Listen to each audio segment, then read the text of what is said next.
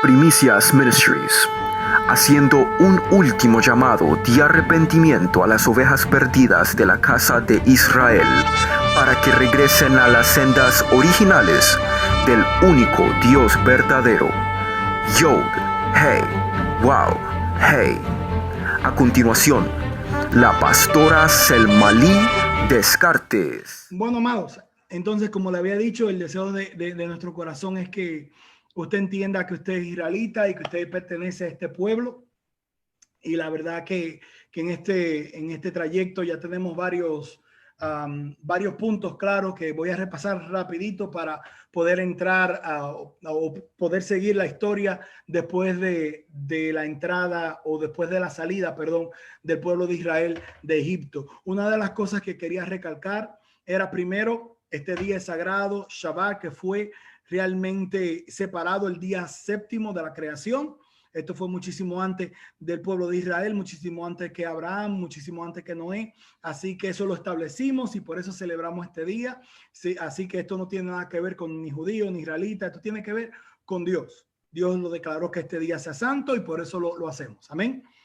Otra cosa que quería recordar o recalcar era que el pacto era un solo pacto y nos fuimos desde la creación con Adán, luego con Noé, luego con la descendencia de Sem, que vemos que Abraham, luego tenemos a Isaac, Jacob, y nos quedamos con el mismo pacto que fue dado a Efraín, que era uno de los hijos que tenía José en Egipto, ¿verdad? Tuvo estos dos hijos de Egipto y vimos que Jacob o Israel a ese punto ya, porque le cambiaron el nombre, ya estaba entregando la bendición sagrada a este hijo, que era el hijo menor de José, y vimos lo que sucedió en ese versículo, y creo que sería bueno que lo leyéramos otra vez este versículo para que tengamos pues claro de qué era lo que estábamos hablando anteriormente, porque basado en ese versículo es que pues vamos a seguir esta historia, porque en este versículo es que se basa todo lo que desde este punto en adelante es que sucede. Entonces déjame ver si lo puedo subir aquí, me perdonan un segundito, está en Génesis 48, déjame darle un share a mi pantalla y me dejan saber si lo ven con las manitos, ¿ok? Cuando lo vean, lo hacen así. Vamos a ver, share screen. Veamos aquí y vamos a darle aquí. Ok. Nos quedamos en Génesis 48. Déjame ir hasta allá. Discúlpenme que no. Aquí fue. Ok. Me lo están viendo, ¿verdad? Amén. Ok, perfecto. Bueno, solo quería leer rapidito en Génesis 48, donde nos quedamos, que fue el pacto dado, ¿verdad? A Efraín de parte de Jacob. Y lo quiero coger desde el 8, 48:8. Y dice, y vio Israel o Jacob los hijos de José y dijo, ¿quiénes son estos? Y respondió José a su padre, son mis hijos que Yahweh Yahweh me ha dado aquí. Y él dijo, acercarlos ahora a mí y los bendeciré.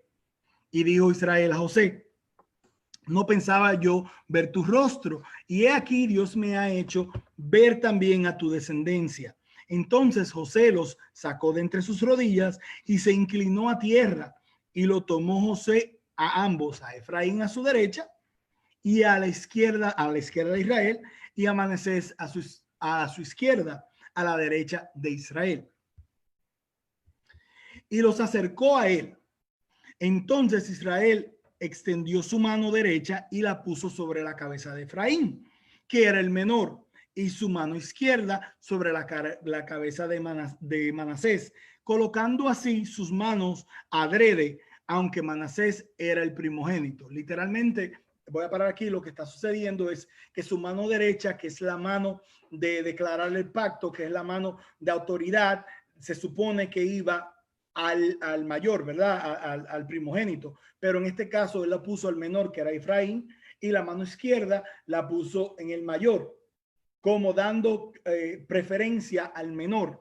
Y esto es lo que está sucediendo en este momento.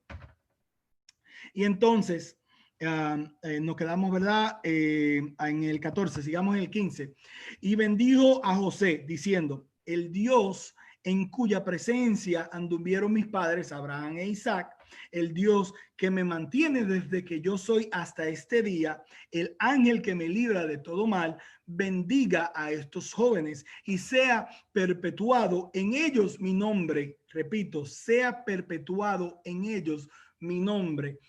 Quiere decir que en esta generación o en estos dos niños, siendo más el niño Efraín, que es al que le está dando el pacto, es donde el nombre de Israel será perpetuado. Quiere decir que será extendido, es por medio del cual la descendencia de Israel o el nombre de Israel va a pertenecer por los siglos, o va a permanecer, no pertenecer, permanecer por los siglos venideros. Entonces, es muy importante esa parte. Así que me quedé, y sea perpetuado en ellos mi nombre y el nombre de mis padres, Abraham e Isaac, y multiplíquense en gran manera en medio de la tierra. Pero viendo José que su padre ponía la mano derecha sobre la cabeza de Efraín, le causó esto disgusto. Y asió la mano de su padre, José tomó la mano de su padre para cambiarla de la cabeza de Efraín a la cabeza de Manasés. Como le había dicho, Manasés era el mayor, José estaba viendo como que al menor le estaba dando prioridad.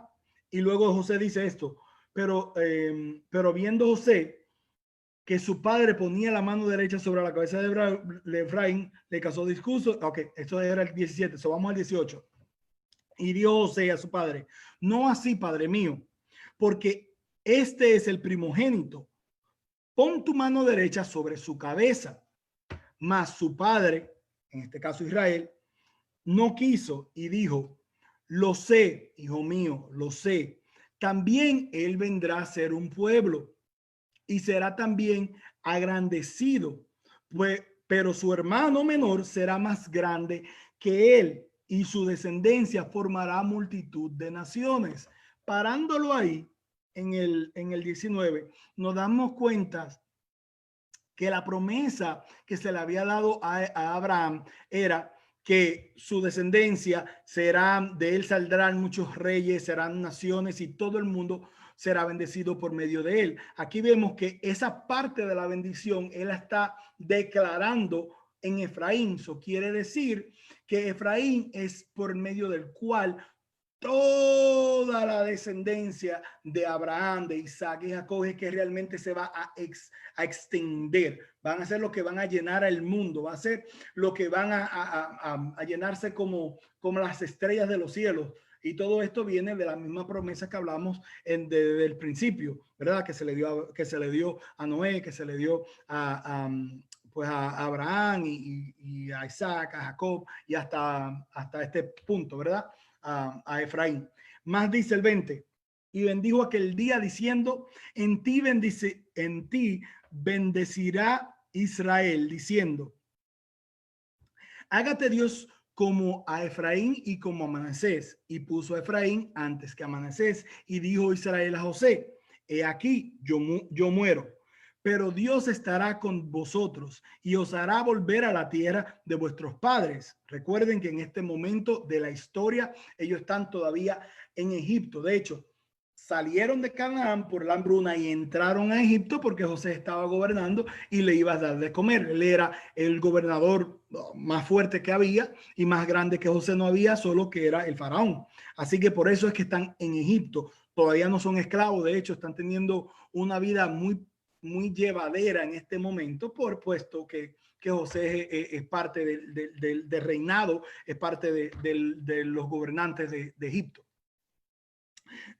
Luego dice el 22, y yo te he dado a ti una parte más que a tus hermanos, la cual tomé yo de mano del amorreo con mi espada y con mi arco. Esto quiere decir que a esta descendencia le dieron una parte mayor que a todos sus otros hermanos, dejando claro así que por medio de Efraín es que la descendencia de Israel se iba a extender.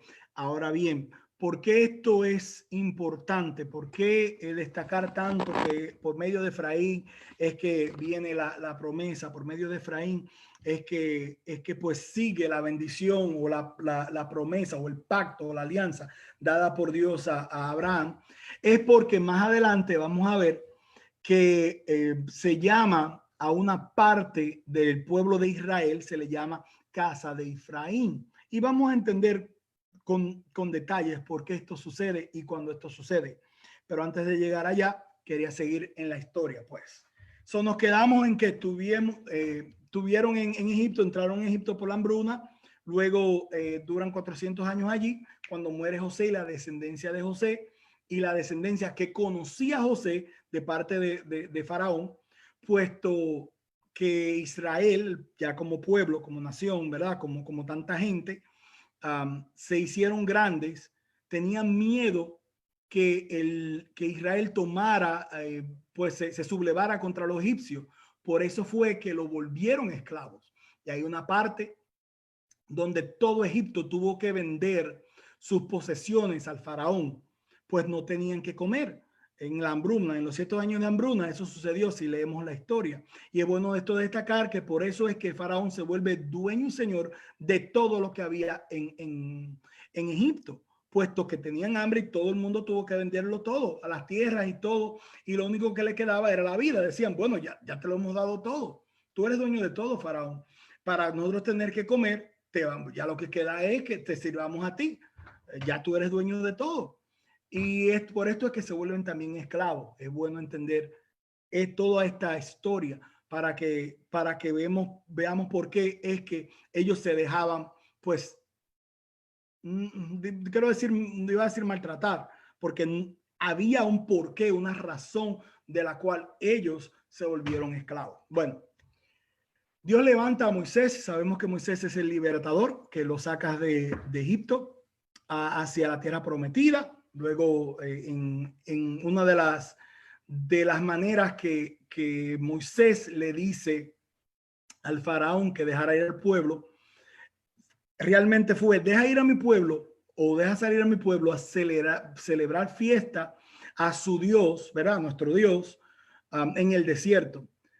Yo siempre me preguntaba, ¿por qué no dijo, deja irme mi pueblo? Porque esto es una esclavitud, tú lo tienes de esclavo y eso no está bien. Sino que era para que le celebrara fiesta a su Dios y él no quería. Vemos en la historia que Dios mismo le puso el corazón o incitó a que el faraón se enojara cuando Moisés decía estas palabras, puesto que Dios quería enseñar su poder al pueblo. Y esto fue lo que sucedió, puesto vinieron 10 plagas y aquello fue apoteósico, como dicen en mi país. Y una de las últimas plagas, pues, fue la de la muerte de los niños primogénitos, y no solo los niños, también los primogénitos de toda vacada, de todo animal. Y después de esta plaga, pues, el faraón realmente los deja ir y salen al desierto. Pues en el desierto sucede algo bien importante que quiero destacar hoy. Y voy a hacer este punto, pues el importante de hoy. No voy a dar toda la historia del desierto, porque hay mucha tela que cortar, y como dije desde el principio de estas clases, que mi idea es enseñar la historia y luego destacar punto por punto en la historia los puntos, pues, que son importantes de entender.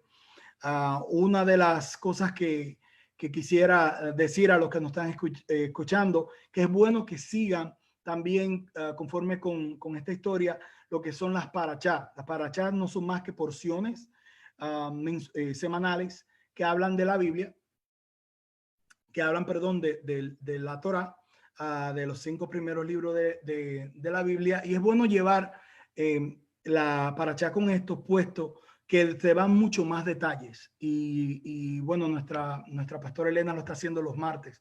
Así que lo invitamos a que vayan conforme con ella, y puesto que le da mucho más luz a lo que estamos hablando. Anyway, nos quedamos en que salen, pues, al desierto, y algo importante que sucede allá es que salen a celebrar la fiesta.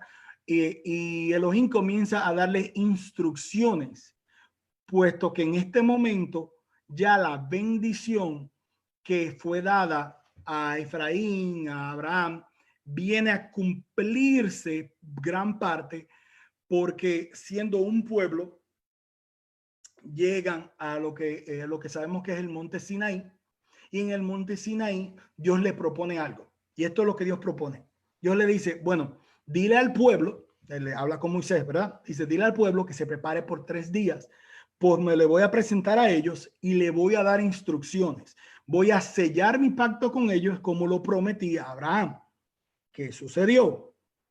Que en este momento, después que pasan los 3 días y ellos se purifican, santifican, ningún hombre toca a mujer, se mantienen pues separados en esos 3 días, llega el momento que iban que Dios se iba a presentar, y ven en aquel monte, en el monte Sinaí, que hay truenos, que hay, bueno, se compara a como si aquel monte era un volcán. Imagínense un volcán en erupción allá arriba, aquello haciendo brum, bum, pum, pum. Quien sea, no miedo, no. Aquellos tenían terror de subir a aquel monte, y le dicen a Moisés, el pueblo le dice a Moisés, óyeme, sube tú, pues nosotros tenemos miedo, y tenemos miedo que nuestra vida verá, se pierda o perdamos la vida. Sube tú, lo que tú digas, nosotros te vamos a creer. En ese momento sube entonces Moisés, y ahí es que recibe las instrucciones que tú y yo estamos leyendo hoy en la Biblia, o el Pentateuco, o la Torá, que quiere decir instrucciones. Lo importante de estas instrucciones es que con estas instrucciones es que Dios establece el pacto dado a Israel, ¿verdad?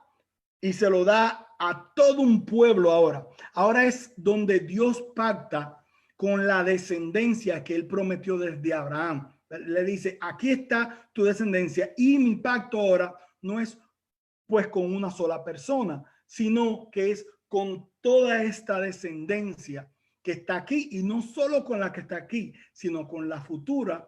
Y él dice algo importante, y con la que no está presente aquí. Y esto es bueno tenerlo en cuenta, puesto que aquí es donde se establece por primera vez la congregación, el pueblo, un país. Y quiero hacer un paréntesis.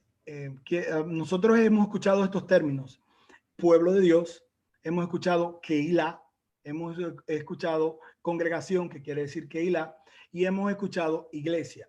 Lo importante de todos estos términos es que cuando vemos la historia de cada uno, llegamos al punto de que todos ellos quieren decir Keilah, que fue dado a la primera vez en este momento, de que esa palabra, perdón, quiere decir pueblo, quiere decir iglesia, quiere decir congregación de personas, quiere decir país.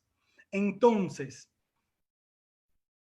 cuando ponemos esto en mente y lo ponemos en lo que ya conocemos, ¿verdad? Tenemos este concepto claro. Vemos que cuando nosotros decimos somos iglesia, estamos también diciendo somos pueblo, somos un pueblo, el pueblo del Altísimo. Cuando decimos que somos Keilah, también decimos somos un pueblo, somos una iglesia, somos una congregación. Realmente congregación quiere decir congregación de personas. En estos tiempos, lamentablemente por la manera que fuimos enseñados de que la iglesia es un sitio en vez de una congregación de personas, ese término se perdió realmente el significado verdadero. Iglesia quiere decir pueblo, quiere decir congregación, quiere decir país, o quiere decir pueblo separado por Dios. O sea, cuando uno tiene los términos claros, uno tiene una mejor idea de lo que uno está hablando, y a veces cuando un término se tiene incorrecto, se pelea y están diciendo la misma cosa cuando se va a la raíz. Esto es lo bueno de estar o aprender las raíces de la palabra, puesto que nos enseñan realmente lo que significa.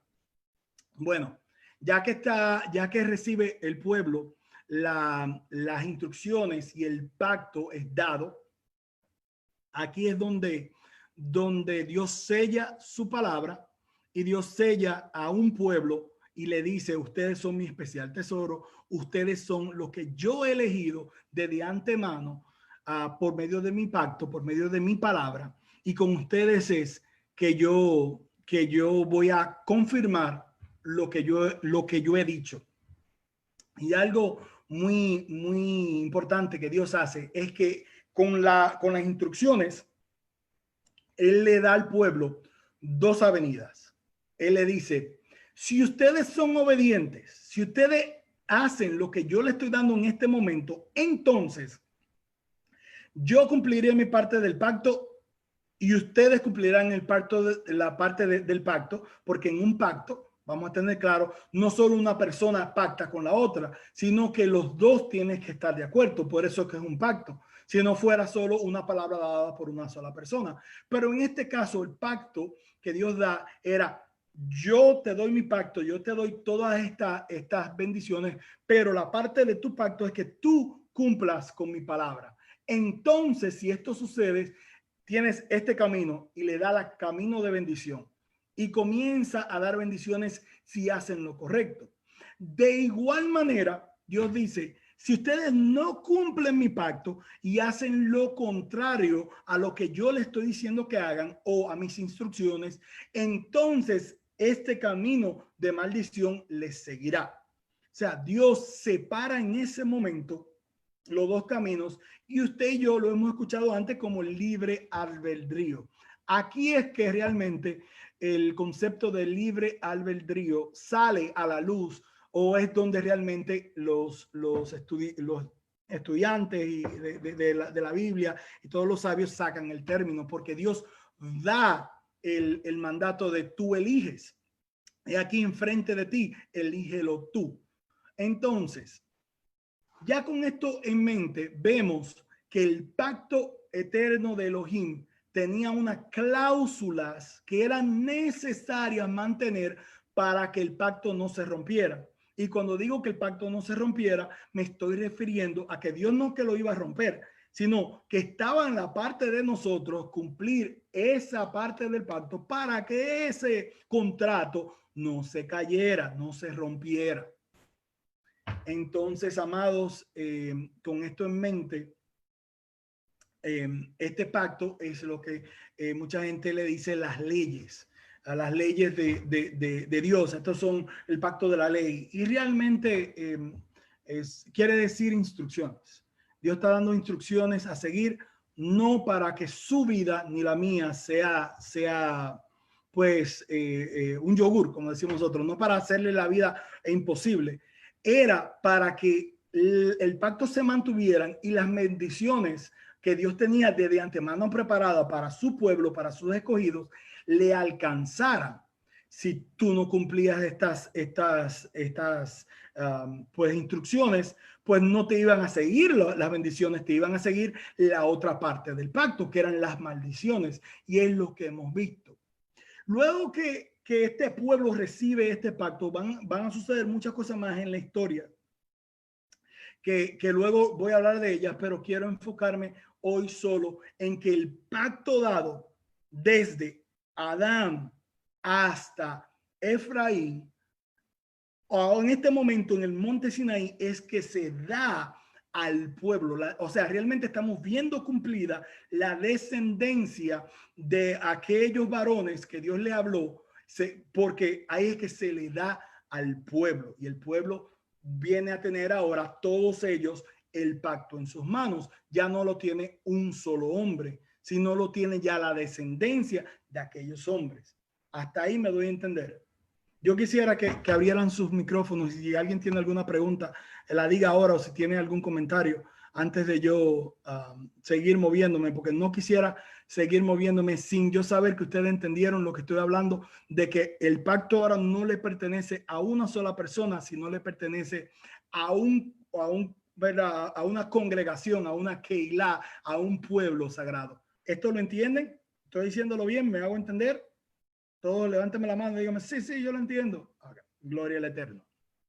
Entonces, sigamos caminando en la historia. Puesto que reciben el pacto, este pueblo, y ellos dicen, antes de entrar a la tierra prometida. Doctora, ¿quiere decir algo? Sí, hiciste la pregunta de si había algún comentario. Sí. Y luego hablaste y comentó que lo que es congregación, te está refiriendo a Israel como una congregación. Correctamente.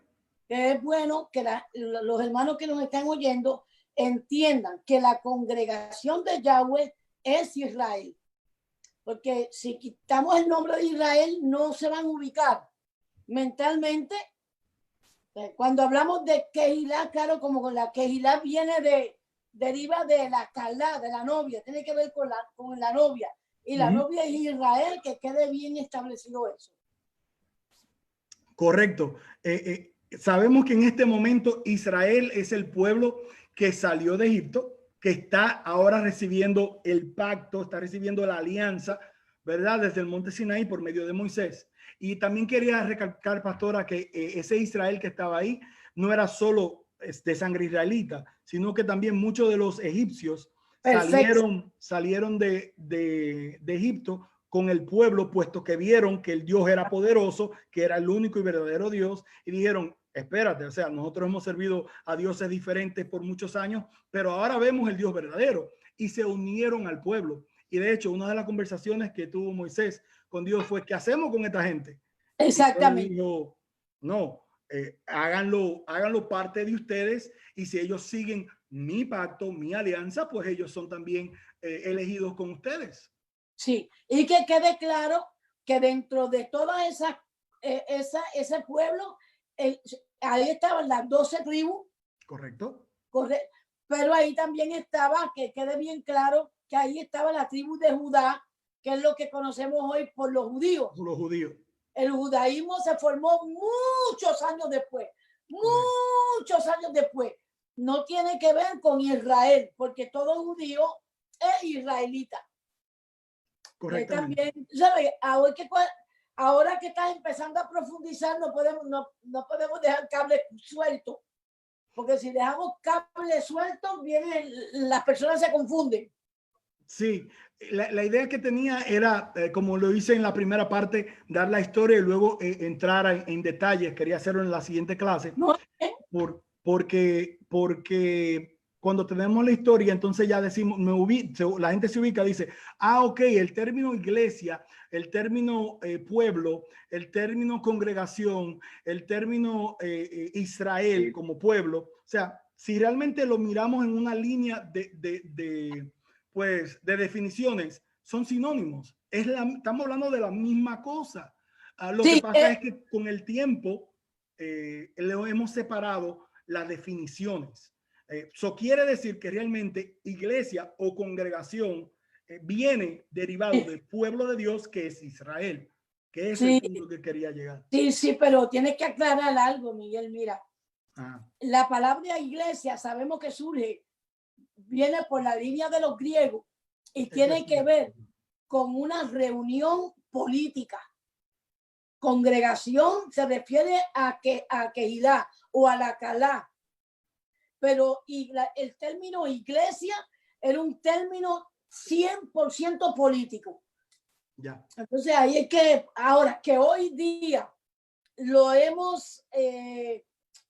vinculamos con congregación, es otra cosa. Pero la raíz de la palabra iglesia es política.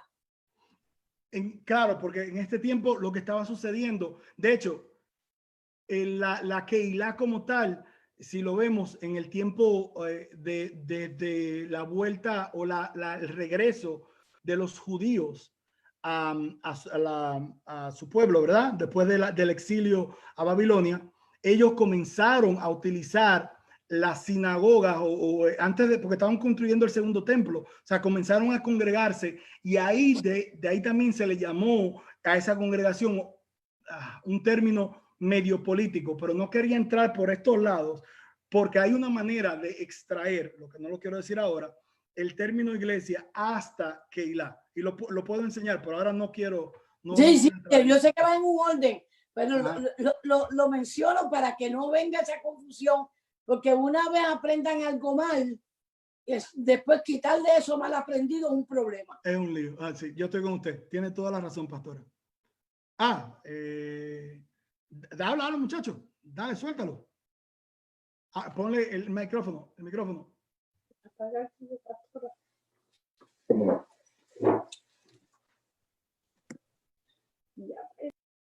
No, le decía el micrófono creo que quiero decir algo.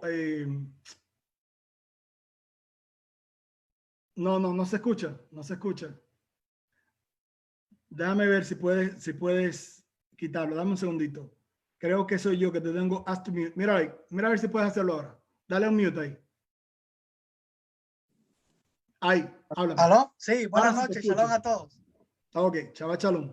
Shalom a todos, sí. La palabra Kehilá viene de la palabra Cajal. Y la palabra Cajal viene de otra palabra que se llama Kohelet. Y Kohelet en español es Eclesiastes, como el libro. Que en realidad en español significa convocación o congregación. Ya, entonces Yahweh lo que hizo fue, ahí hiciste la unión. Yahweh lo que hizo fue que a un conglomerado pueblo de israelitas y no israelitas los convocó y hizo el enunciado de las 10 palabras.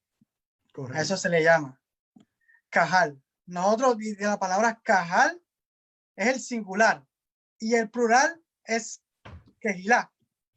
No, Cajal es la palabra, después viene Kehilá, que es congregación, y Kehilot son congregaciones. Pero en realidad hubo una Kehilá, que fue una congregación de israelitas y no israelitas. Correcto. Ya, eso es. Lo cual se volvió pueblo en el monte Sinaí. Estamos hablando. Sí, porque cuando ellos dijeron Nasher Benishma, así lo haremos, fue aceptamos. Así y es, ahí eso lo dijeron, todo el mundo lo dijo. Y cuando todo el mundo lo dijo, cayó dentro del pacto.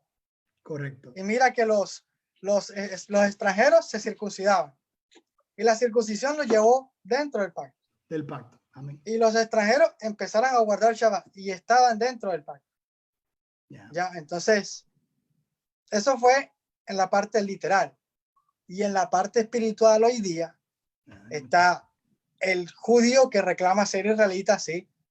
Pero hay aquellos que no son judíos, que son israelitas, que también dijimos Nasher Benishma y empezamos a guardar esos mismos estatutos que se guardaron y que se han venido a guardar. Fantástico, pues me alegra que hayas aclarado esa parte, puesto que Eclesiastés o Eclesia es realmente de donde sacamos el término iglesia. Ahí está. La idea que quería yo traer era ponernos a pensar de que todos estos términos, aunque lo hemos tergiversado, sí, y no quisiera que no se entienda que hay términos que están mal interpretados. Hoy en día iglesia o eclesía no lo decimos a la persona, le decimos a un edificio. O sea, el término como tal, ahora decimos, mira una iglesia, y no estamos refiriendo a un building, a una casa, ¿verdad? A un edificio. Y de ahí no fue que se sacó ese término, sino el término viene de una congregación de personas. Y mucho en el cristianismo decimos, en un momento decíamos, la iglesia no es el templo, la iglesia son las personas, porque estábamos entendiendo hasta cierto punto una verdad que estaba clara, de que la congregación o la iglesia era ¿verdad? Un tumulto de personas, una congregación de personas. Y ahora entendemos que esa congregación de personas viene de algo más profundo de lo que es Hilot, o realmente del pueblo que se formó en ese momento en el monte Sinaí, que era realmente el pueblo elegido, escogido, siendo los israelitas. Por eso podemos traer la trayectoria desde hoy hasta el monte Sinaí con este término iglesia. Y si eso lo tenemos claro, de aquí en adelante ya todas las lagunas de conocimiento, todas las preguntas que tengamos, yo creo que sería más fácil entender, ya que el término se tiene más claro. Y a mí me gusta utilizar conocimientos que tenemos de antemano para ayudar a empujar lo que el Eterno está trayendo ahora, puesto que es más fácil de esta manera, ya que los términos uno lo tiene en la cabeza y es utilizando lo que tenemos en la mano para seguir aprendiendo o seguir creciendo, yendo de escalón a escalón o de aliyá en aliyá, como leemos en las parachas. Bueno, yo creo que más adelante voy a hablar de lo que sucede después que ellos dicen que sí a este pacto, reciben las instrucciones.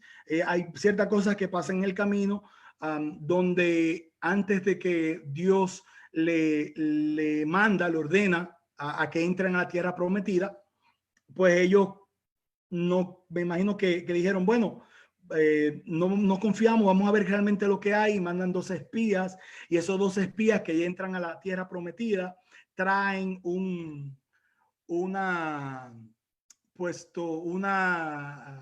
¿cómo se diría? Vienen a decir algo que realmente no era correcto. Ellos tuvieron miedo, y de los 12 que hubo, creo que eran 12 los que dieron mala fama, y solo 2 quedaron, ¿verdad? 10 dieron mala fama y 2 dijeron, sí, lo podemos hacer.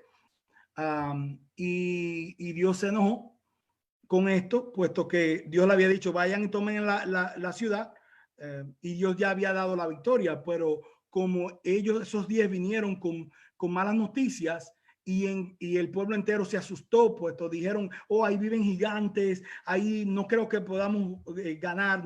En pocas palabras, no le creyeron la palabra de Dios. No creyeron a Dios. Dios se enojó con ellos y lo hizo caminar los 40 años en el desierto, porque esa generación, Dios dijo que no iba a ver la tierra prometida por cuanto no creyeron. Luego pasan 40 años, todavía Moisés está con ellos, y están frente a la tierra prometida, y lo quiero dejar hasta ahí. Quiero dejarlo hasta la tierra prometida. Sé que vuelvo y repito, como le dije la primera vez, volé muchos puntos que son importantes, pero si no en la siguiente clase, si no la siguiente, la próxima, voy a volver para atrás y a coger unos puntos que son importantes para seguir en la historia.